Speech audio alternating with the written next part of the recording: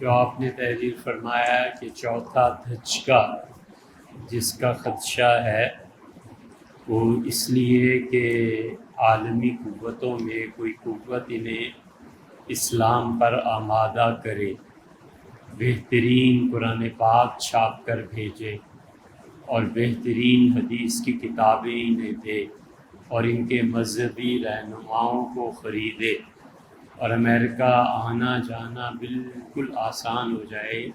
اگر جناب والا نے ان خوارج کی جنگ کے ابتدائی سال اگر دیکھے ہیں تو آپ کو اندازہ ہونا چاہیے کہ اس وقت مذہب کا کتنا دور دورہ اور مذہبی چیزیں اور یہ اور وہ اور مذہب ہی کے نام پر لڑایا گیا اور عجیب جنگ تھی، یعنی خون مسلمانوں کا پٹھانوں اور پیسہ عربوں کا مسلمانوں اور دماغ یہودیوں۔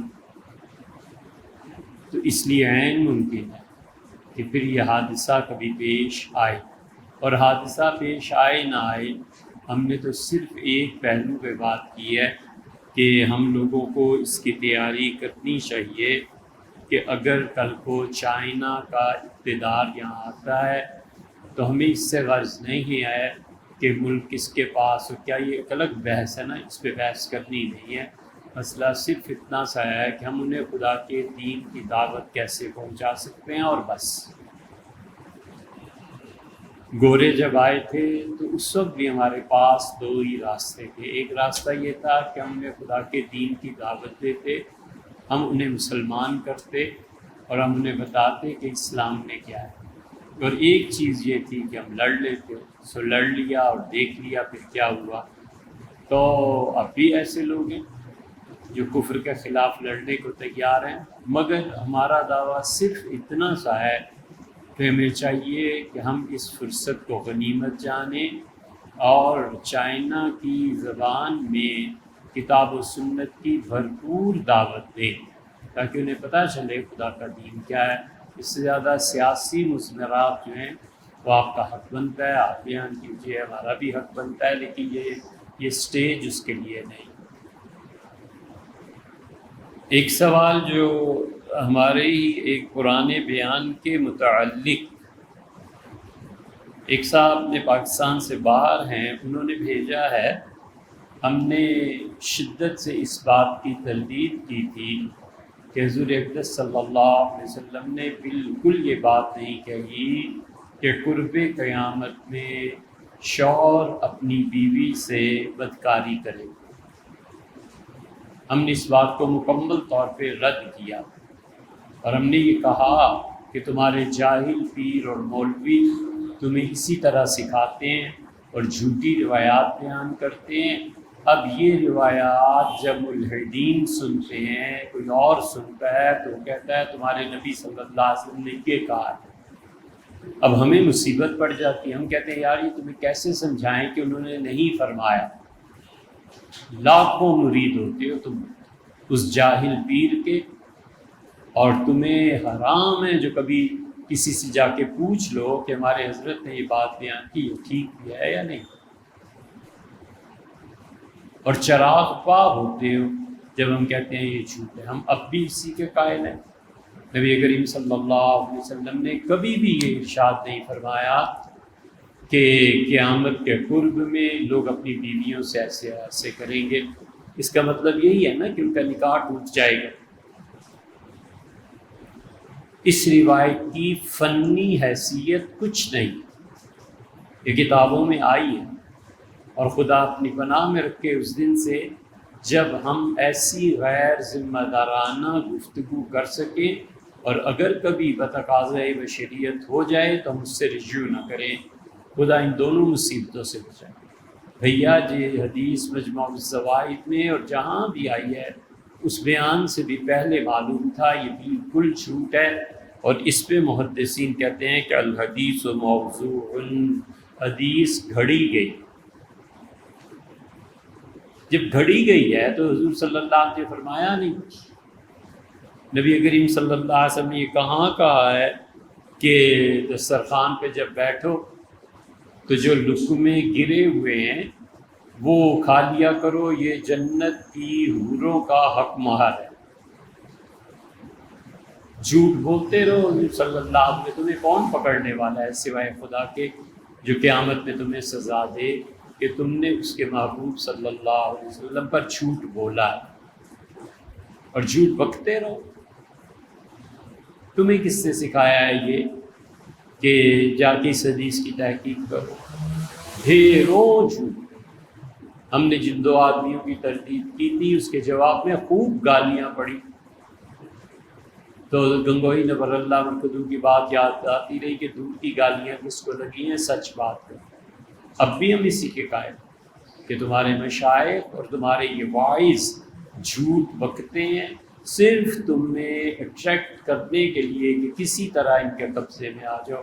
بھئی صحیح احادیث بیان کرنے کے لیے مطالعہ کرنا پڑتا ہے، پڑھنا پڑتا ہے، یہ مریدوں سے فرصت ملے تو آپ پڑھیں نا، آپ کو ہدایہ قبول کرنے سے فرصت ملے تو آپ پڑھیں نا، آپ کو گپوں سے فرصت ملے تو آپ پڑھیں نا، آپ کو بیرون ملک لوگوں کو قابو کرنے سے فرصت ملے تو آپ پڑھیں۔ ایک ہی کام ہو سکتا ہے ایک وقت میں، جو آدمی بھی کر لے، زیادہ کام نہیں ہوتے۔ ایک بچہ پڑھتا ہے نا، بالکل ٹھیک ہے پڑھے، ایک بچہ حفظ کرتا ہے وہ حفظ کرے، ایک بچہ ڈاکٹر ہے وہ بالکل اپنی محنت کرے۔ اب اس کو کہنا کہ تم ڈاکٹر بھی بنو اور مفتی بھی بنو، یہ لاکھوں میں کروڑوں میں کوئی ہوتا ہوگا، لیکن وہ بھی یا ڈاکٹر ہونے کے پیشے کو برباد کرے گا یا پھر دین کو برباد کرے گا۔ وقت دینا پڑتا ہے، زندگی دینی پڑتی ہے۔ تو اس لیے اس حدیث پہ محدثین نے جو تشریح کی ہے وہ کہتے ہیں یہ حدیث موضوع ہے، جھوٹ ہے حضور اقدس صلی اللہ علیہ وسلم پہ۔ طبرانی نے بھی اس کو معجم کبیر میں ذکر کیا ہے، معجم الاوسط میں بھی، شجرین معالی میں بھی۔ اور اصل مسئلہ یہ ہے کہ سیف ابن مسکین جو آتا ہے نا، اس میں یہ سیف جو ہے اس پہ ہے بات کہ محدثین کہتے ہیں کہ یہ جھوٹی روایتیں حضور صلی اللہ علیہ وسلم کے متعلق بیان کرتا تھا۔ چنانچہ ابن حبان نے ایک کتاب لکھی ہے المجروحین، وہ لوگ جو حضور صلی اللہ علیہ وسلم پہ جھوٹ بولتے تھے ان پر تنقید۔ اور اس کے بعد وہ کہتے ہیں کہ لا یحل الاحتجاج بہ، اس آدمی کی روایت بیان کرنا جائز نہیں ہے، لمخالفتہ الاسبات فی الروایات علی قلتها، کہ حضور اقدس صلی اللہ علیہ وسلم پہ بہت سی روایات جو ہیں یہ سیف ابن مسکین اپنی طرف سے بناتا رہتا تھا۔ وہ پرانا سیف ابن مسکین تھا، اب اور دو تین سیف ابن مسکین بنے ہوئے، وہ بھی جھوٹ بکتا تھا، یہ بھی بکتے۔ والحدیث ضعفہ البیہقی کما فی البدایہ والنہایہ، ابن کثیر رحمۃ اللہ علیہ کہتے ہیں کہ حدیث اس کو ضعیف قرار دیا ہے امام بیہقی رحمۃ اللہ علیہ نے، اور البدایہ والنہایہ میں ابن کثیر لکھا ہے۔ والعراقی اور عراقی رحمۃ اللہ علیہ جو حدیث کے امام گنے جاتے ہیں، انہوں نے مغنی میں لکھا کہ دیکھو یہ جو چیز ہے نا فی الاحیاء من الاخبار، امام غزالی کی کتاب ہے احیاء علوم الدین، اس میں بھی یہ ہے۔ اور عراقی نے جب غزالی کی کتاب احیاء علوم الدین کی احادیث کی تخریج کی ہے، جب یہاں پہنچے ہیں تو انہوں نے اسے اڑا دیا، انہوں نے کہا یہ حدیث نہیں ہے۔ امام سخاوی رحمۃ اللہ کی کتاب لکھی ہے الاجوبۃ المرضیہ، ایسے جوابات جو بہت ہی اطمینان بخش ہیں، اس میں بھی انہوں نے کہا ہے کہ یہ حدیث ضعیف ہے، کچھ نے موضوع قرار دیا، کچھ نے ضعیف قرار دیا۔ ضعیف اور موضوع میں فرق یہ کہ وہ ضعیف کی بھی کوئی 36-40 قسمیں ہیں۔ اب اس ضعیف میں کون سی قسم ہے جس پہ انہوں نے حکم لگایا ہے، یہ اب آپ تحقیق کر لیجئے، جنہیں اصرار ہے کہ یہ چیز درست ہے انہیں چاہیے کہ تحقیق کریں۔ دوسری بات، اپنے شامی کا جو حوالہ بھیجا ہے ہمیں کہ شامی رحمۃ اللہ علیہ نے، شامی رحمۃ اللہ علیہ کو جہاں تک ہمیں معلوم ہے اس حدیث کو نہیں لیا، اور شامی رحمۃ اللہ علیہ نے کہیں بھی اس حدیث کی روایت نہیں کی۔ آپ نے جو حوالہ بھیجا ہے اس کے تحت شامی نے یہ لکھا ہے کہ چونکہ مرد و عورت ہمارے زمانے میں کفر بکنے لگے ہیں بہت زیادہ، اس لیے انہیں چاہیے کہ ہر مہینے اپنے نکاح کی تجدید کرائیں. بس یہ انہوں نے لکھا ہے اور مشورہ دیا. شامی رحمۃ اللہ علیہ جو کچھ انہوں نے لکھا ہے ان کی ایک رائے ہے، انہوں نے اس حدیث کا ذکر ہی نہیں کیا، اور اس پر شامی رحمۃ اللہ علیہ کی تحریر ہے. بس اب ایک آدمی کفر کا جملہ بکتا ہے تو نکاح ٹوٹ گیا نا. یہ اس زمانے کی بات ہے جب مذہب موضوع ہوتا تھا، سبجیکٹ ہوتا تھا. اب مذہب سبجیکٹ نہیں رہا. سارا دن میں وہ مشکل سے کوئی ایک آیت پڑھتا ہوگا، یعنی ڈسکشن. ممکن ہے ہفتہ بھر وہ کسی کو کوئی حدیث سناتا ہی تھا. اب مذہب موضوع نہیں رہا اس زمانے کا. اب موضوع معاشیات، اب موضوع فیوچر ہے، اب موضوع اس سے بھی کم تر آ جاؤ تو سیاست ہے، جو مرضی اس میں بولے. اب موضوع اگر سیاست بھی نہیں ہے اور معاش بھی نہیں ہے اور کیریئر بھی نہیں ہے تو اب موضوع لوگوں کا ایک دوسرے کو دوائیاں بتانا ہے. ڈاکٹر کا منصب سنبھالنا ہے، مفتی کا منصب سنبھالنا ہے. اور ڈاکٹر کہتا ہے مر جاؤ گے اس سے، یہ کیا دوائی تمہیں کس نے، او جی فلانے نے بتا دی. تو اس لیے جو مرضی سیاست میں کرو کوئی پوچھنے والا نہیں، جو مرضی بیان. طب وہ ڈاکٹر جس سے زندگی کھپا دی ہے اس میدان میں، اس کی کوئی ویلیو نہیں ہے. آپ نے کہا مجھے سر درد ہو رہا ہے، میں نے کہا فلاں دوائی کھا لیتے. میں نے کہا کہ یار آج کمر میں بہت تکلیف ہو رہی ہے، اچھا تو پھر فلاں تیل کی مالش کرا دو. سر میں لگتا ہے جیسے خارش ہو گئی ہے، نہیں اچھا فلاں کریم استعمال کر دو. اور مذہب بھی ایسے ہی ہو گیا. تو اس لیے سیاست، مذہب اور طب، یہ تینوں چیزیں آ گئی ہیں. دین کا کیا ہے؟ دین موضوع نہیں رہا، مذہب موضوع نہیں رہا، اسلام، یہودیت، عیسائیت یہ موضوع نہیں رہا. اگر 24 کروڑ میں سے 24 لاکھ آدمی بھی کریں تو بھی یہ مذہب نہیں ہے. اس لیے 1% ہو گیا نا. تو اس لیے بھیا شامی رحمۃ اللہ نے جو فرمایا تھا وہ اپنے زمانے میں آج سے 200 سال پہلے کہ لوگ کفر کے جملے کہہ دیتے ہیں، نکاح ٹوٹ جاتا ہے. اب فرض کر لو ایک لمحے کے لیے جس آدمی نے کفر کا جملہ کہا مثلاً 1 ستمبر کو، 1 کو اس کا نکاح ہوا، 2 ستمبر کو اس نے کفر کا جملہ کہا. اب مشورہ یہ ہے کہ 1 اکتوبر کو نکاح پڑھا لے. تو یہ جو درمیان میں 30 دن تھے یہ ساری بدکاری ہوئی تھی. یہ عقلاً انہوں نے ایک بات کہی ہے، مشورہ دیا.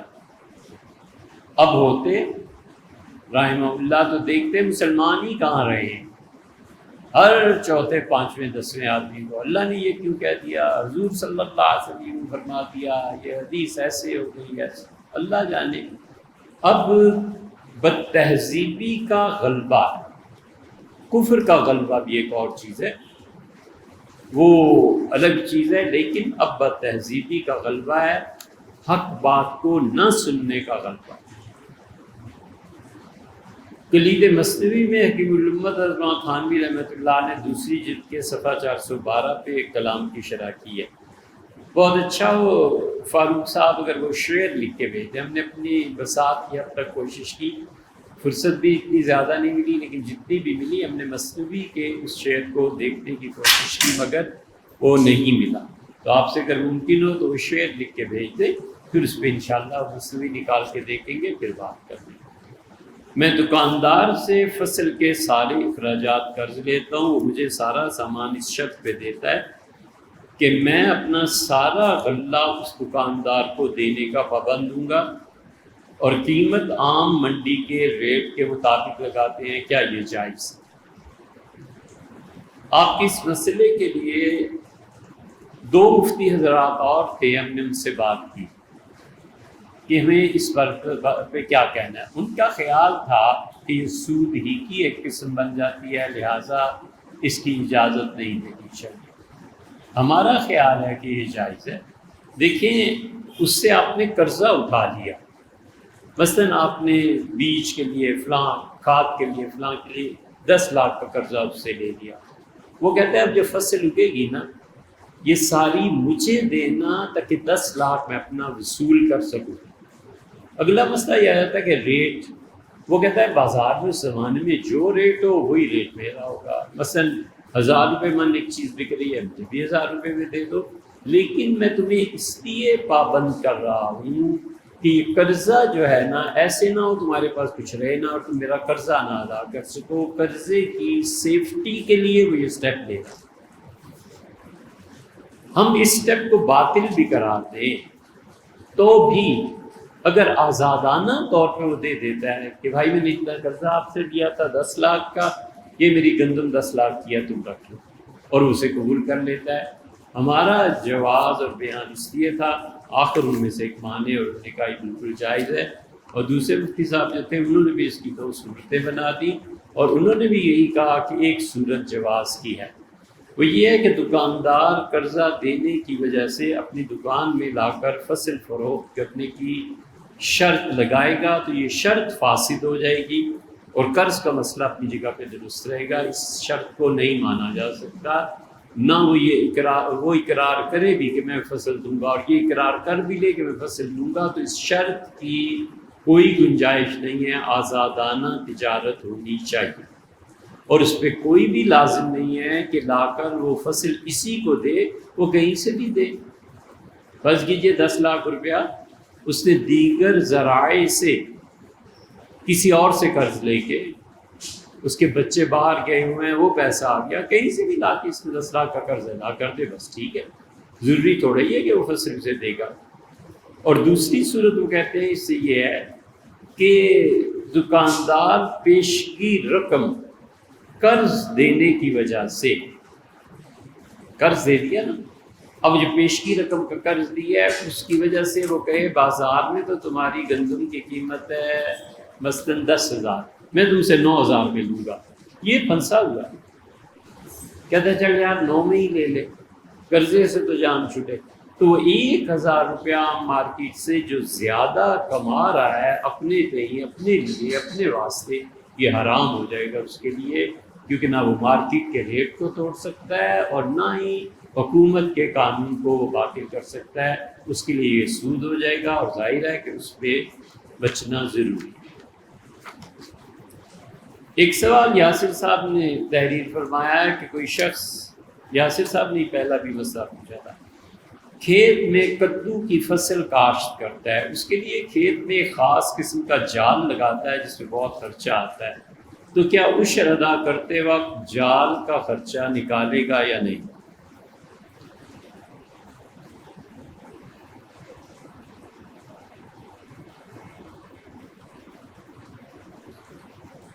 کسانوں کے لیے عشر کا نکالنا، دیکھو بھائی یاسر صاحب، سیدھا سادہ فتویٰ حنفی فقہا کا یہ ہے کہ اسے جائز قرار نہیں دے۔ وہ کہتے ہیں کہ زمین اور باغ سے پیدا جو فصل حاصل ہوتی ہے، جتنے بھی اخراجات ہوتے ہیں زمین کو قابل کاشت بنانے میں، باغ کو دیکھ بھال کرنے میں، پانی میں، یہ ساری پیداوار جو حاصل ہوتی ہے، مزدوروں کو اجرت دینے میں، کٹائی میں، فقہی اصطلاح میں مؤنۃ الزرع جسے کہتے ہیں، عشر کی ادائیگی سے پہلے یہ اخراجات منہا نہیں کیے جائیں گے۔ سیدھی سی بات، حنفیہ کا فتویٰ ہے، وہ کہتے ہیں کہ عشر سب سے پہلے ادا ہوگا، جو ہی فصل اترتی ہے، آتی ہے، بغیر کوئی پیسہ کاٹے سب سے پہلے عشر ادا کرنا چاہیے۔ یہ پھر بعد میں دیکھیں گے کہ قرض کتنا ہوا ہے اور کتنے پیسے سے ادا کیے۔ حنفی فقہا یہی فتویٰ دیتے ہیں، آپ کہیں چلے جائیں گے دارالافتاء میں یہی فتویٰ دیتے ہیں۔ دوسری، وہ ہماری اپنی رائے ہے، ہم اس پہ فتوے کی بات بھی نہیں کرتے، لیکن ہماری رائے یہ ہے، اور اگر وہ صحیح ہے تو اللہ تعالیٰ اسے قبول فرمائے، اور اگر غلط ہے تو ہم پیشگی اللہ سے معافی مانگتے ہیں قبل اس کے کہ اس کے حضور میں جائیں۔ فتویٰ بڑی مشکل چیز ہے، ہمارے مفتی حضرات کو چاہیے کہ وہ اس زمانے کے معاشی مسائل پر غور کریں، کسان بیچارہ کہاں سے اتنے پیسے لائے؟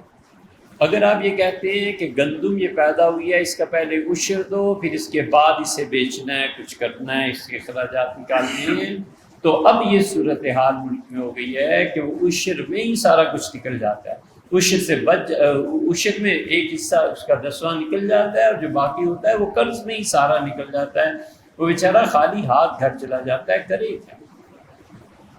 بیج مہنگے ہو گئے ہیں، بیج ایک مرتبہ استعمال ہوتا ہے، دوبارہ استعمال نہیں کر سکتے، اور کسان کی مجبوری ہے، کھاد مہنگی ہو گئی ہے، جو کچھ ان کے ساتھ اس مرتبہ ہوا ہے یہ کوئی مطلب وہ حکومتیں کرتی ہیں جنہیں خدا کا خوف ہو اور اپنی رعایا کو سہولت دے دی۔ اس لیے ہم سے کوئی پوچھتا ہے تو ہم سیدھی سادی بات کرتے ہیں کہ ہمیں اس دور میں جب تک یہ معاشی ضروریات شدید ہیں، حنفی فقہا کی بجائے حنبلی فقہا کے مسلک کو اپنانا چاہیے۔ امام احمد ابن حنبل رحمۃ اللہ علیہ کے جتنے بھی پیروکار ہیں حنبلی فقہا، وہ کہتے ہیں کہ سب سے پہلے قرضے ادا کرو، کیونکہ وہ حقوق العباد ہے۔ چنانچہ پانی کا قرض تھا وہ ادا ہو گیا، بیج کا قرض تھا وہ ادا ہو گیا، مزدور بلائے تھے کٹائی کے لیے وہ ادا ہو گیا، جتنے قرضے ادا کر دیے۔ پہلے وہ 100 من پہ عشر دینا تھا، اب رہ گیا 10 من، کیونکہ بیچ کے قرضوں کی ادائیگی پہلے کر دی نا۔ تو حنبلی فقہا کہتے ہیں یہ جو 10 من خالص سب بچا ہے نا قرضوں کو نکال کے، ان میں حقوق اللہ کو جاری کرو، عشر ادا کرو۔ ہماری رائے ہے، اللہ تعالیٰ معاف کرے، لیکن اسے یہ نہ کہیے کہ یہ فتویٰ ہے۔ جو مفتی حضرات اس کے برعکس پہلی چیز پہ فتویٰ دیتے ہیں حنفیہ کہ ہاں وہی لکھا ہے، ہمیں کیا گھبراہٹ ہے کہ ہم دونوں چیزیں بیان نہ کریں، لیکن ہم یہ کہتے ہیں کہ اس وقت معاشی حالات نے برباد کر دیا ہے، اسے کہنا چاہیے کہ پہلے لوگوں کے حقوق ادا کرو، جتنا قرضہ آیا ہے فصل پہ انحصار، مثلا آپ نے جال کا لکھا ہے، جال کے پیسے پہلے ادا کرنے چاہیے۔ اسی طرح عشر میں بیج خریدا تھا، اس کے پیسے پہلے، عشر بعد، سب سے آخر پہ عشر۔ فرق کیا نکلا؟ حنفی فقہا کہتے ہیں جو ہی پھل باغات یہ وہ آیا اسی وقت عشر ادا کر دو، قرضہ بعد۔ ہم حنبلی فقہا کے قول کے مطابق کہتے ہیں کہ قرضہ سب سے پہلے، جان چھڑاؤ، اس کے بعد جو ہے اس کا عشر ادا کرو۔ ایک شخص ہر وقت بیوی کے ساتھ لڑائی کرتا تھا، گزشتہ روز اس نے اپنی بیوی سے کہا کہ گزشتہ دن کیوں لکھا ہے؟ گزشتہ دن کون سی اردو ہے بھیا؟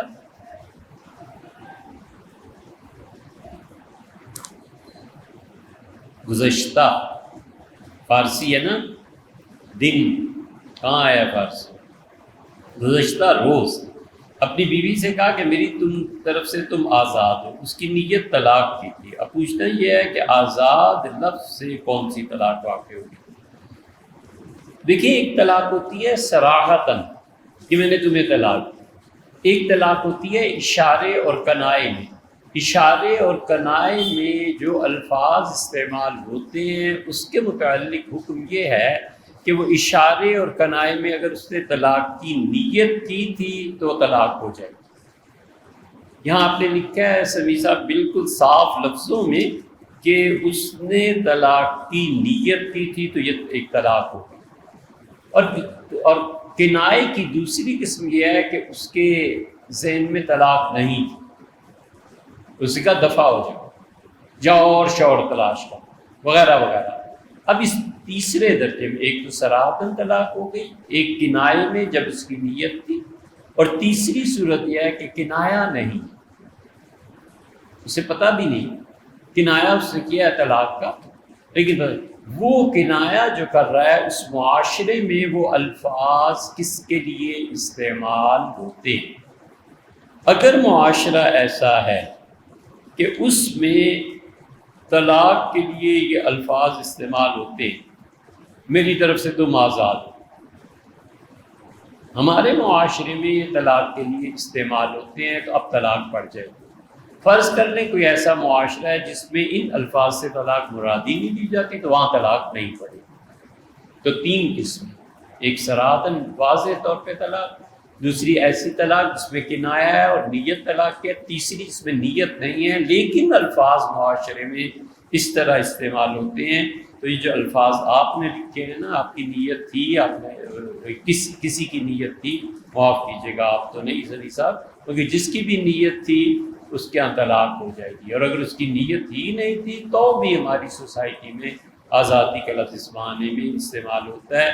اب حکم اس کا یہ ہے کہ خاتون کی عدت کے دوران، یعنی عدت ابھی پوری نہ ہو،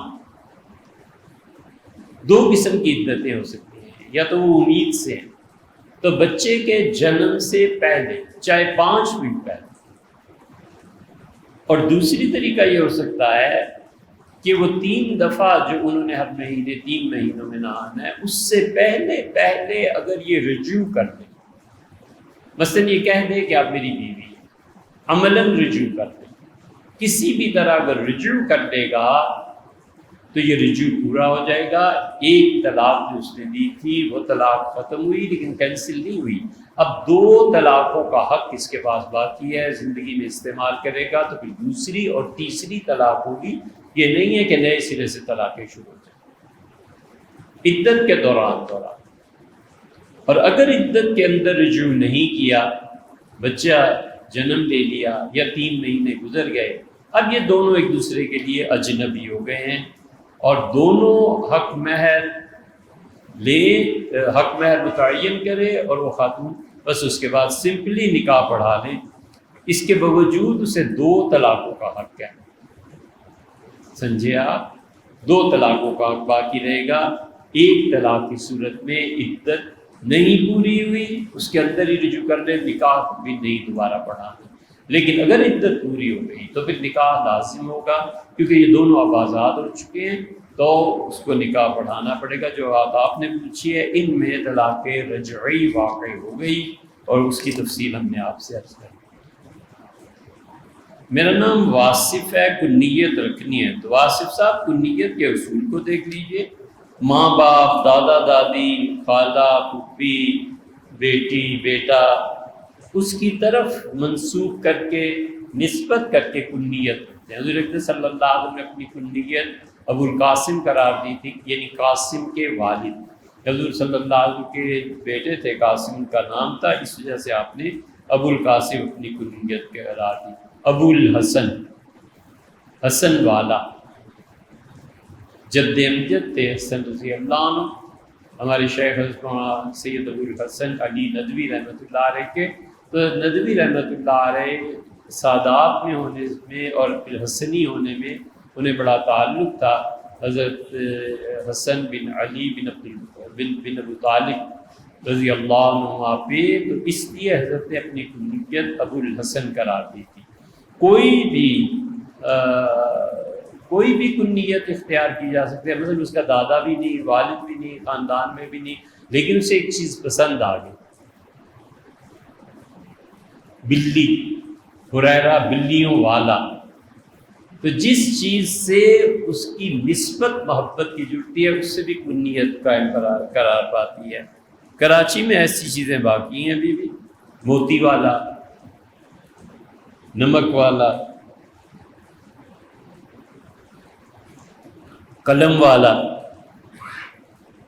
تو اس لیے کنیت کا یہ بھی اصول ہے، ایک رشتہ داری، ایک یہ، اور تیسرا رشتہ داری میں چھوٹوں کو لے لینا، چھوٹوں کو لے لینے کا مطلب بڑوں کو لے لینا، بڑوں کا مطلب یہ ہے کہ جیسے ابن رشید، ابن ولید، اس طرح کی چیزیں، مثلا ابو رملہ، رملہ بچی کا باپ، اور وہ لکھ دیتی ہے بنت حارث، تو بنت حارث اس کی کنیت ہے اپنے والد کا نام، تو اس طرح کوئی بھی آپ متعین کر سکتے ہیں۔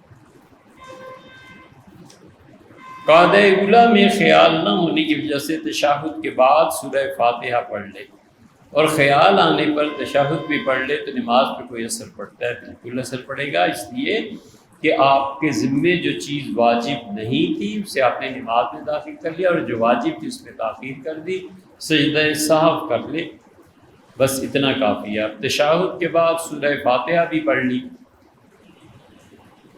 اس کے بعد درود شریف پڑھ لیا یا اب یاد آ گیا تو نماز کے آخر تک پڑھے، یعنی درود شریف پڑھے، دعا بھی پڑھ لے اور پھر ایک طرف سلام پھیر کے 2 سجدے کریں، جس سے سجدہ صاحب کہتے ہیں۔ والد صاحب بات کر رہے تھے کہ جو قرآن میں آیا ہے 7 آسمانوں اور 7 زمینوں کا ذکر ہے، اور والد کہہ رہے تھے کہ 7 زمینوں کا ذکر نہیں آیا، قرآن میں علماء پڑھ کر بیان نہیں کرتے، اپنی طرف سے 7 زمینیں بنائے ہوئے ہیں۔ اس پر بحث ہو رہی تھی تو والد نے غصے میں آ کر ایک نازیبا لفظ کہہ کر کہا کہ کہاں اور کس نے لکھا ہے 7 زمینیں۔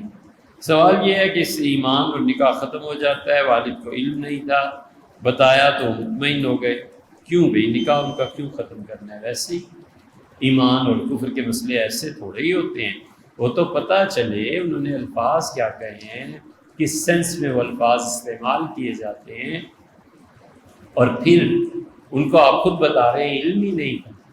کئی مرتبہ ایسا ہوتا ہے، ولیعاذ باللہ ایسے نہیں ہوتا۔ کفر اور تجدید نکاح کے فتوے جو ہیں نا، یہ اس طرح نہیں دیے جاتے۔ یہ جتنے کہتے ہیں نا کہ فلاں کافر اور فلاں کافر، ان سے پوچھنا چاہیے حضرت وہ کافر ہو گیا تو اب اس کی بیوی عدت گزارے، پھر نکاح کی بھی تجدید ہوگی، یہاں آ کے چپ ہو جاتے ہیں۔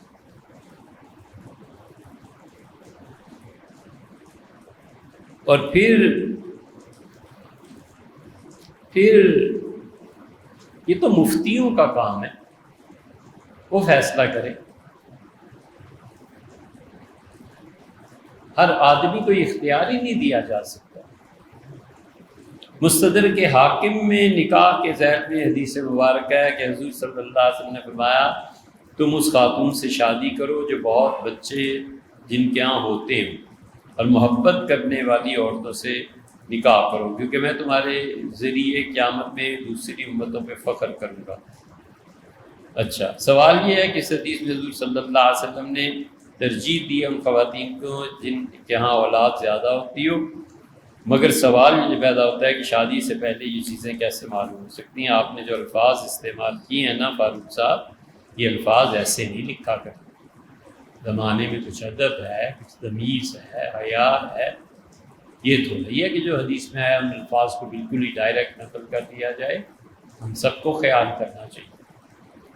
اس میں محدثین اس کی شرح میں لکھتے ہیں کہ اس خاندان کی دیگر خواتین کو دیکھا جائے، خاندان کو دیکھا جائے بس، کہ اس کے خاندان میں بچوں کے یہاں ولادت ہوتی ہے۔ اب ہمارے زمانے میں اور بھی آسان ہے کہ ڈاکٹرز بتا سکتے ہیں، ڈاکٹرز اسی خاندان میں کہتے ہیں کہ جتنی مثالیں آپ لائیں وہ اپنی جگہ پہ درست ہیں، لیکن اس بچی میں، اس خاتون میں یہ حرج ہے۔ ایسے بھی ہو سکتا ہے، کوئی بھی ذرائع استعمال کیے جا سکتے ہیں، یہ سب چیزیں تھیں۔ اور یہ جو حدیث میں آپ نے آگے لکھا ہے کہ حضور صلی اللہ علیہ وسلم قیامت کے دن فخر کروں گا، تو آپ کو اس حدیث کو سوچ لینا چاہیے کہ رسول اللہ صلی اللہ علیہ وسلم کس پہ فخر کریں گے۔ نبی کریم صلی اللہ علیہ وسلم ساری دنیا کے مسلمانوں کے سامنے پرویز مشرف کو پیش کریں گے کہ یہ قابل فخر میرا امتی ہے۔ نبی کریم صلی اللہ علیہ وسلم شیخ مجیب الرحمن کو پیش کریں گے کہ یہ میرا قابل فخر امتی ہے۔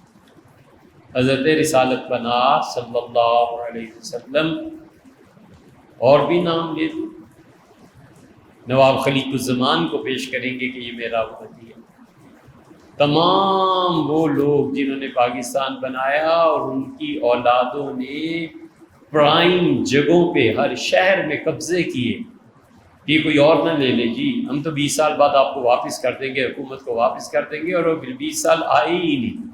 ان کو پیش کریں گے کہ جائیدادیں، لوگوں کا مال غصب کرنے والے، انصاف قائم نہ کرنے والے اور ظلم کرنے والے، یہ فخر ہے مجھے ان پہ، ولیعذ باللہ۔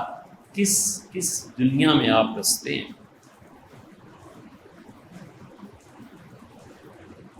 کنواری خاتون کے لیے جو آپ نے لکھا ہے وہ بھی یہی ہے۔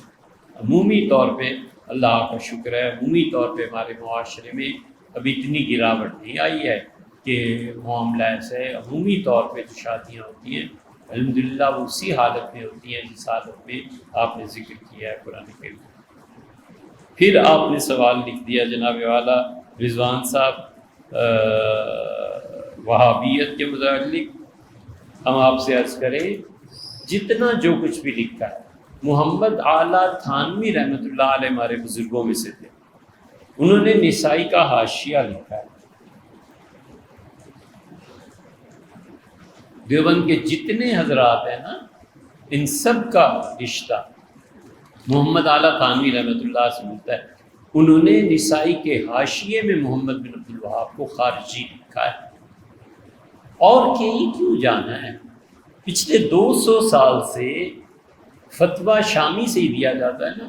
شامی رحمۃ اللہ علیہ جیسا فقیہ انسان، جس سے ترکوں نے خلافت عثمانیہ میں بغداد کا مفتی متعین کیا تھا، اور انہوں نے روح المعانی جیسی بڑی تفسیر لکھی ہے رحمہ اللہ، اور اس کو پیش کرنے کے لیے وہ خلیفۃ المسلمین کے پاس گئے، اور ہم وہ نسخہ ترکی سے لائے تھے۔ ہمیں روح المعانی کی بعض عبارتوں پہ تھا کہ یہ اصل میں کیا ہو سکتا ہے، تو ان کے اپنے دستے مبارک کا لکھا ہوا نسخہ ہمارے یہاں موجود ہے، اور مخطوطات میں الحمدللہ۔ اتنا بڑا آدمی انہوں نے لکھا ہے، فتویٰ دیا ہے کہ محمد بن عبد الوہاب اس کے ماننے والے یہ سب خوارج۔ کتنے حوالے یار آپ چاہتے ہیں، ہر مرتبہ کوئی نہ کوئی۔ ہند اور ہندہ نام بچوں کا رکھنا کیسا ہے؟ جائز ہے، کہ نہ رکھا جائے تو مناسب، باقی رکھے کوئی حرج بھی نہیں، کوئی چیز بھی نہیں۔ اور مثلا یزید نام ہے، رکھنے کو تو رکھا جا سکتا ہے، لیکن کیا رکھنا ضروری ہے؟ اور کوئی نام نہیں رہ گیا۔ شمر ہے نام، اگر لغت کے اعتبار سے تو رکھنا چاہتے، اس لیے لغوی اعتبار سے ہم کہہ رہے ہیں۔ شرعی مسئلہ وہی ہے کہ نہ رکھیں تو بہتر۔ کیسے پتہ چلے کہ ہمیں نظر ہو گئی ہے؟ آثار اور قرائن بتا دیتے ہیں کہ نظر کیسے لگ جاتی ہے۔ آثار اور قرائن سے پتہ چل جاتا ہے، یہ ہے طریقہ۔ جادو اور جنات کے اثرات کی تشخیص کیسے ممکن ہے؟ شہزاد صاحب، جادو یقین پر حق ہے، کسی چیز کو دیکھ کر بتانا کہ اس پہ جادو ہوا ہے یہ بھی ہو جاتا ہے، لیکن یہ عامل لوگ آج کل جو کرتے ہیں نا، ہمیں تو آج تک ایک عامل ایسا نہیں ملا، ایک عامل جس پہ اطمینان ہو کہ یہ سچ بول رہا ہے۔ جھوٹ بولتے، شیاطین کے ساتھ ان کے تعلقات ہوتے ہیں۔ گاؤں دیہات میں چلے جائیں تو ہانڈیاں اڑ رہی ہوتی ہیں، یہ ہانڈی فلاں اور یہ ہانڈی فلاں، اور یہ عامل ہم بھی جانتے ہیں، ولیعذ باللہ خدا نہ کرے اس میں پڑھیں، مگر ہم وہ اعمال سارے جانتے ہیں کہ سیٹھ کو بٹھا کے سیٹھ صاحب آپ تو بیمار ہیں اور بڑی مشکل ہے، اور اوپر سے ہڈیاں گرتی ہیں، خون آتا ہے، یہ ہوتا ہے وہ ہوتا ہے، وہ بیچارہ تو سیٹھ اسی وقت بینک اکاؤنٹ سب کھول دیتا ہے کہ حضرت آپ جیسا تو کوئی نہیں۔ یہ سب فراڈ ہیں۔ سیدھی سادی بات یہ ہے کہ نظر لگ جائے، سیدھی سادی بات یہ ہے کہ جادو ہو جائے، وہ دعائیں وہ چیزیں پڑھو جو حضور اقدس صلی اللہ علیہ وسلم نے بتائی۔ نبی کریم صلی اللہ علیہ وسلم نے جو کچھ فرمایا ہے بس وہ کافی ہیں، اگر اس سے بھی آرام نہیں ہوتا نا تو پھر مر جاؤ۔ حضور اقدس صلی اللہ علیہ وسلم کی دعائیں بھی کسی کو ٹھیک نہیں کر سکتی، تو پھر مر جانا اچھا۔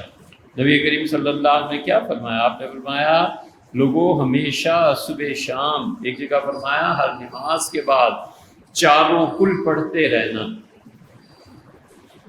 اور آپ نے فرمایا اللہ نے اس سے بہتر چیز کوئی نازل نہیں کی جس کے ذریعے سے لوگوں تم اللہ کی پناہ میں آ جاؤ۔ تو خدا کی پناہ کوئی توڑ سکتا ہے؟ اب ہر جمعے کو بلا ینفع ذا الجد منک، اللہ کسی بڑے کی بڑائی تیرے سامنے کام نہیں آتی، تو اس لیے وہ اعمال کرے جو سنت میں۔